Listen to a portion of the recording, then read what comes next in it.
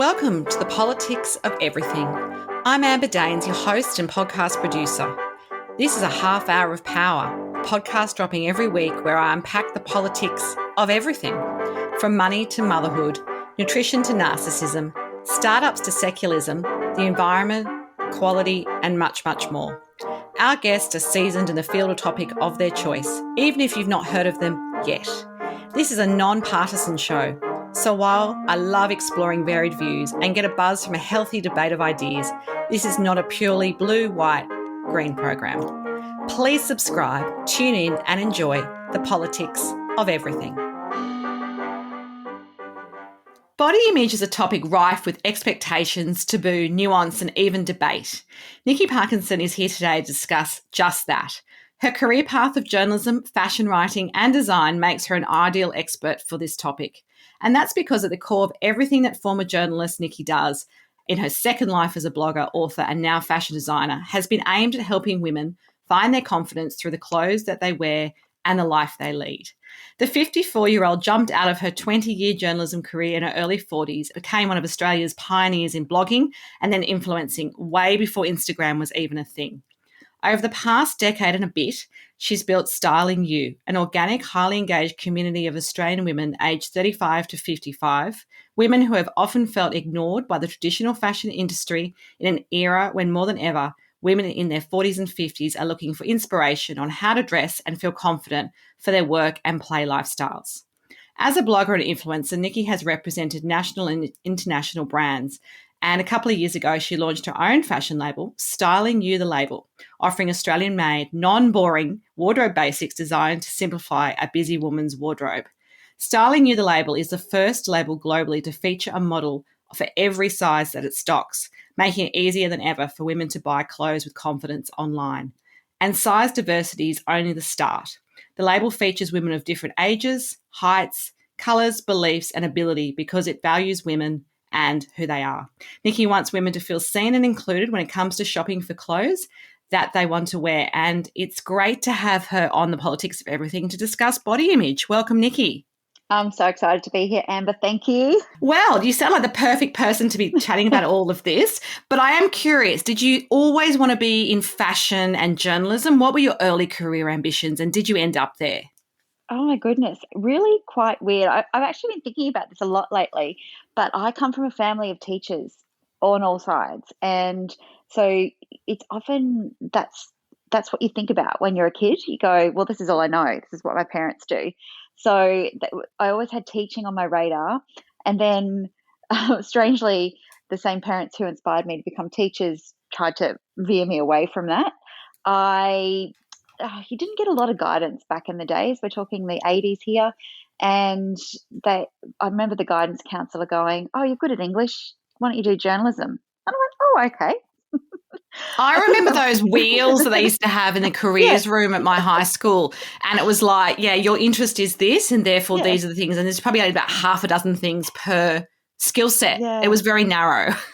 I know. So fashion wasn't something that I ever thought of as a career, because I don't think it was ever, I wasn't surrounded by people like that. But I've been thinking about to how I would plan out what I was wearing for the week, because it was the 70s in primary school and you didn't have to wear a uniform. So I literally I remember my parents just going, why are you laying out all your clothes for the week? They're going to be crushed. They're not hanging up. And I'm going, but I want to know what I'm wearing Monday to Friday. And I had a laugh about that because that's how I encourage women to get organised for their weeks now. And I was doing it when I was in primary school. So I think I always had like an obsession with clothes and how they make you feel when you put them on.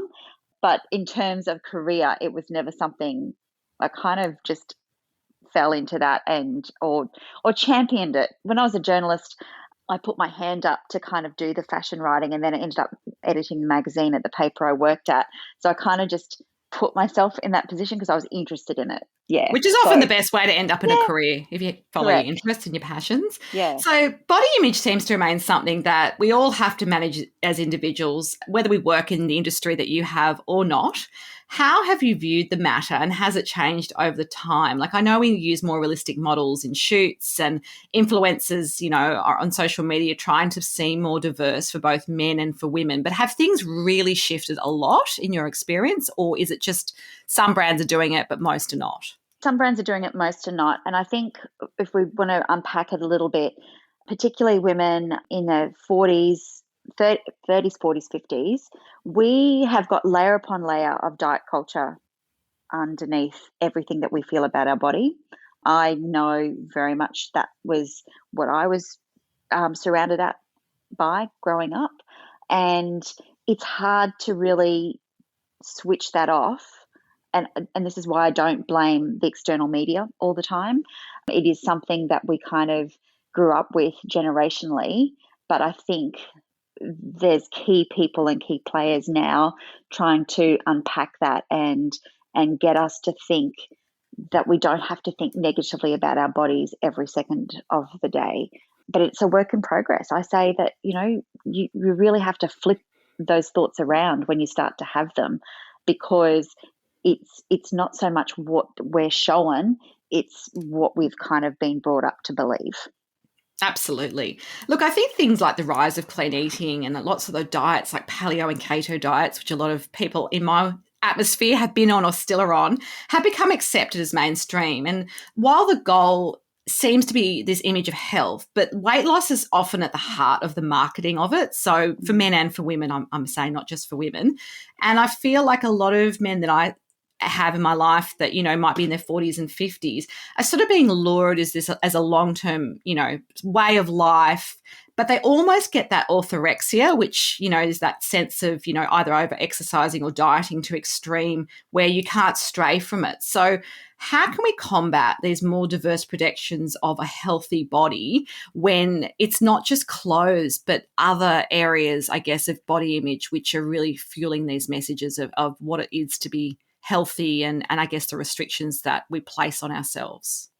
Yeah, I think what we're seeing in the last few years, is the diet culture is being presented as the wellness culture. But if you start to look at that a little bit deeper, it's essentially the same thing. When you become so focused on one particular style of eating or over exercising, then I think that can have the same danger as the calorie counting and the mad diets of the 70s and the 80s, the cabbage diet or whatever it was. The cabbage soup diet, wasn't Cabbage it? soup diet, And I or remember something it like was that. designed, I think, for people who were going into like surgery. So it was like that fasting diet that you meant to have so that your whole body was cleansed before they did some sort of major surgery. So, yeah, but it definitely became, a lot of my friends did that before their wedding, for example, 15 or 20 years ago. Yeah. So I think we've always had those kind of things. They've just got different marketing fronts at the moment. And I think that does play on people's body image, how they feel about their own issues. And it's something that I don't know how we change that. I really don't. They seem to always find a different way to package it, because good health obviously is what we all aspire to, but just the way someone looks doesn't necessarily tell the whole picture. Absolutely. Recently, Australian Fashion Week was applauded for improving that cultural diversity aspect of its models, particularly when it comes to representing First Nations people in Australia. However, you were part of a media article recently saying that size diversity was still missing. And I guess my kind of probing question is, does that really matter? And I know it will to you, but generally, does it matter to the industry? And part of me thinks these big events are kind of part fantasy as well as reality to help sell more clothes. And I don't know that everyone wants to see themselves on a runway, or do they? I would say yes. And I think the fashion industry as a whole, and I'm talking globally here, needs a wake up call, because you don't hear so much about the successes of labels, but you hear about when they dissolve and close down. That's true. And over the last 10 years, I will guarantee there's a couple of reasons. They haven't jumped on the digital online selling train as quickly, but they've also lost sight of the end game is to sell clothes. So if you're only going to show your clothes on one particular body shape that is represents such a small percentage of people in the world, then you've got this major disconnect between what you're creating and actually getting people to wear it. And yes, there is always that aspirational aspect of the industry, but I feel like they've lost sight of the fact that it can be aspirational and beautiful on a range of different body types. And this year in Australian Fashion Week, I think they went backwards. I think they had more body diversity 2 years ago when it was last held. It's So almost they've like almost traded one piece of diversity yes. for another. Oh, Right. we couldn't have any more than that. And Yeah. I just call BS on it because it really, it is possible. And the other thing with Australian Fashion Week and my fellow designer, Lena Fleur, they had really researched it. And a lot of the majority of the labels showing stopped at a size 12 or 14. Which is They literally not even the don't average want size people. these days. Yeah, and they don't want part of that is their branding. They literally don't Right. want people larger than that to be in their clothes. Like they really Well, they're don't really come to missing us. out a huge proportion of the Yeah, market. yeah, and that from a business perspective, yes, they're absolutely doing that. But then from a personal perspective, if you are above that size, not only are you not seeing yourself in those clothes, you're not wanted by that Mm. brand, and that that is that just kill like you're trying to do all the work internally for your body image and then someone on a bigger sphere is telling you that you're not good enough to wear these clothes. Yeah, it's definitely not where we're at, I think, in 2021 anyway. It's Yeah, I think so. And it was definitely when I started the blog, so stepping away from journalism and into creating a community around women who were younger than me, older than me. And the biggest thing that they had trouble with was visualizing how something in a magazine or a store campaign image, they couldn't imagine that piece on themselves because most people need that visual cue to be able to go, oh yeah, I'll give that a try because I think that kind of shape works for me. But when you are only given one visual cue, it is so hard for the majority of people to kind of then connect themselves with that piece of clothing. That makes sense. I guess beyond size representation, which obviously differentiates your brand, you also have a disability advocate, Lisa Cox, now doing some of your shoots. And I saw some fantastic images when I was preparing today for our podcast. So, how does that kind of image reflect society? Because I guess, people with a disability are still a vast minority as opposed to perhaps the size diversity piece where you would have a lot of women who are size 14, 16 and beyond.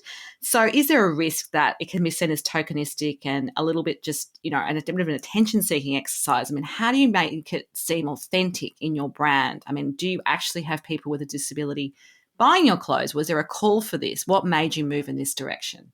Well, I'll speak to that piece first. Lisa is the best advocate for having more people with disability included in fashion shows and campaigns. She contacted me. She said, hey, there's 20%, that's her stats, of the population has some form of disability.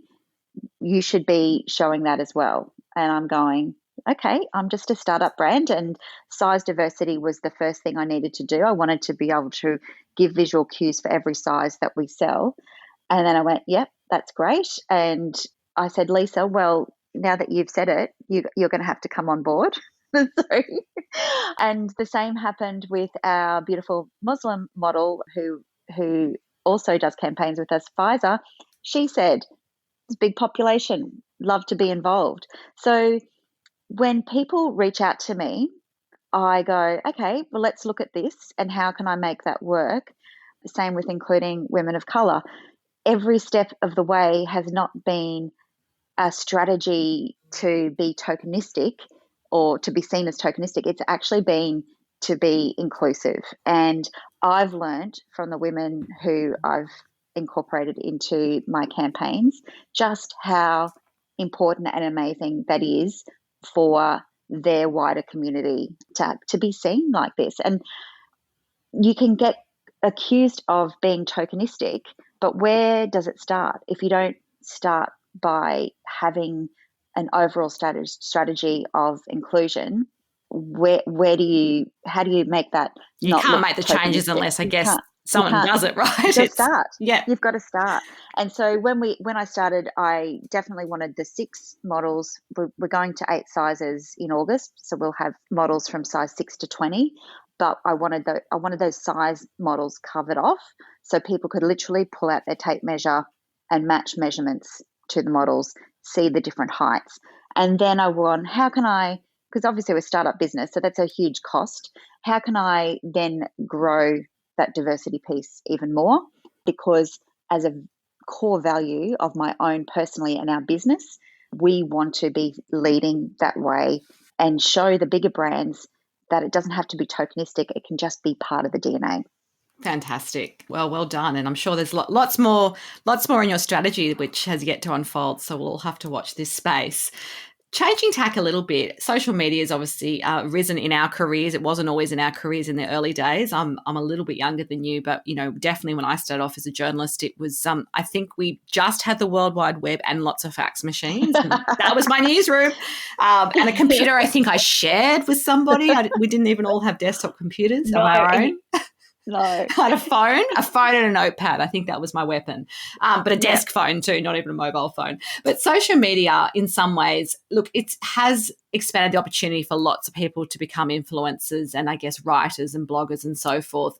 But has it helped or hindered our body image battle? And we have talked a little bit about some of the wellness industry kind of imagery, which gets projected as healthy and might not always be.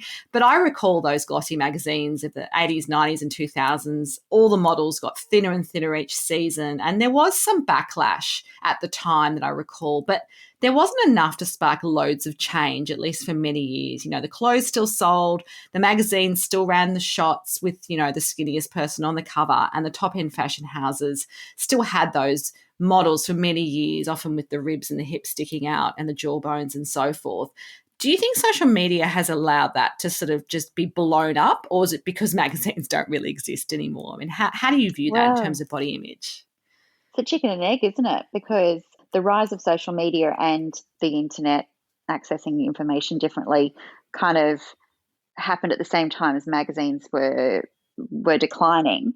I think contributing to that was that they lost sight of who the reader was, but also had a head in the sand attitude as to the rise of digital, because some of these magazines could have really been on board with digital in the early days instead of thinking it was going to go away. But in terms of the body image visuals that we get out there, it is just as bad. It can be just as bad. What you can do, though, and what I suggest people do to help their own body image, is to curate their Instagram feed so that they're only following people who sit well with them. Whether it is whatever you're following people for, if it is fashion, maybe you want people who have your same style, who are similar in shape to you. You can curate that rather than have a feed full of images that might be triggering personally to you. So you have more control. So there's more power in our hands, really, isn't there? It's just up to us to have that discipline, I suppose, and to make it a tool in helping you with that daily body image cycle of negative self-talk. Just have a feed full of inspirational people. And that's not just to do with the body, it's to do with the mind as well. It's all very linked.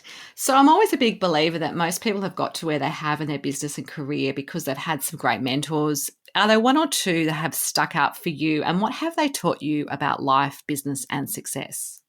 Yeah, it's an interesting question. So you can have a mentor who's never known that they're a mentor. You kind of watch their career from afar. And I would say that Mia Friedman has been one of those for me, in terms of she was mainstream media with magazines, and she was one of the few magazine editors who dared to have a different size model on the cover and in the pages of the magazine. And I remember reading and seeing that when I would absorb. The magazine subscriptions I used to have was just ridiculous.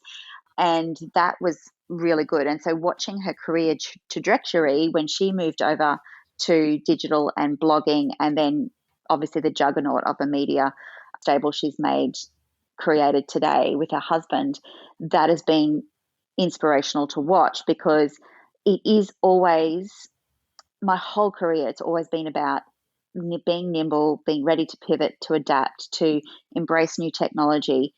As you as you said about your tools as a journalist, there is a photo of me on my first week on the job. It was in the paper. This is what news constituted back in the day. I think I did win an award at uni, so it was legit. But I've literally got one of those desktop phones in my ear, Yeah. lots of 80s hairspray, Yeah. and a manual typewriter. So that was the start of my working career, and the technological changes. You just have to have the mindset of being able to adapt to that. And that is something I saw and continue to see in what Mia does. In the day-to-day business mentoring thing, because I was a journalist until 13 years ago. I interviewed businesswomen. I didn't know how to run a business. That Oh, typical like, journalist story. okay. Us ex-journos aren't always the best business people, let's be honest. Not initially anyway. We No, have to really learn. And it's no. ironic too, because I used to be a business editor and a business writer, globally. But yeah, I could read a P&L sheet, but didn't necessarily know how to run my own. No, so it's quite. I mean, that naivety I think was good, because if I had this whole business brain and this concrete business plan, like I've created one in 2008, I would not be doing what I'm doing today, because that was the cusp of social media just unfolding and exploding. And if you were kind of rigid in how you thought that business should look, you would have missed the opportunities. But I think what does help you as a journalist is that you research. And when you didn't have Google at the start of your career, but you do have it in your second career, Amazing. you make that work. You do make that work. So from 2008, it's being connected and surrounded with other like-minded businesswomen, whether that's online or in real life. I've found that 99% of the women in business that I've had associations with are willing to share, and I'm a sharer too. So that there's not one mentor in that one, but there's a whole series of amazing women doing incredibly different things in business that I have learnt from, but I've also been able to help them in different ways as well. And that is one of the most rewarding things about having your own business. If you could choose a favourite book, song or film, what would it be and why? And I always am either really surprised or not surprised how people answer this, because sometimes people who are very serious and very corporate will choose a hard rock song or, a Taylor Swift song. Yeah. And I'm just always curious. So what would you share today on that? Well, it was my birthday recently, so I'm going to go with a song, because I tell you what, until you can't dance, which was the situation for most of us last year, there is nothing like getting up and having a good old boogie, as we used to say back in the 80s. And I had a friend of mine who's a DJ. He just put together this amazing set for the party, and it was like he was in my head. And this is a bit random, and some people mightn't remember the song, but Black Box's Right on Time came on. Oh, yes. And it was like I was transported back to my early 20s. Just nothing had really unfolded in my career, but I was just having a great time. And that is the power of music, isn't it? That nostalgia can just click right in, and that feeling of freedom. So I'm not going serious here. I could have rattled off a few business books, but no, I'm going with, there's nothing like the escape of having a bit of a dance, a bit of a boogie. Absolutely. I think songs from our youth particularly, which my kids are slightly horrified by when I put on the radio. I know. So what would be your final takeaway message for anyone navigating the politics of body image? I think my final takeaway message is don't give up. Realize that it is, for most people, even the people who seem to be the most positive and carefree about their bodies, don't give up on how you can change the way you feel slowly but surely. And I have a little mental exercise that I suggest that people do. And it's almost like imagining a rubber band and flicking it every time you're saying something internally, particularly when you look in the mirror, that you would never say to someone else. And I think that's where you need to kind of break the circuit and pull yourself up on. A lot of people would give everything to be able to have your legs that you mightn't like how they look today. A lot of people would love to have the wrinkles on your face because they never got to live to be that age. It's just reframing how we think about ourselves, because that's where the power comes. We can make all the changes and switch off to any external stimuli, but unless we change how we feel about ourselves, then it's never going to work. Great advice. If you do want to connect further with Nikki Parkinson, there are some details on my show notes. You've been listening to The Politics of Everything. Until next time, keep well. Thanks so much for listening today. If you've enjoyed The Politics of Everything, I thrive on your feedback. So please add a short review and share the podcast with your network through Apple, Spotify, and all the usual suspects. I'm always on the hunt for new and diverse guests, so if you or someone you know has a fresh idea you're busting to get out there, please email me at amber@amberdanes.com and my crew will get back to you very soon.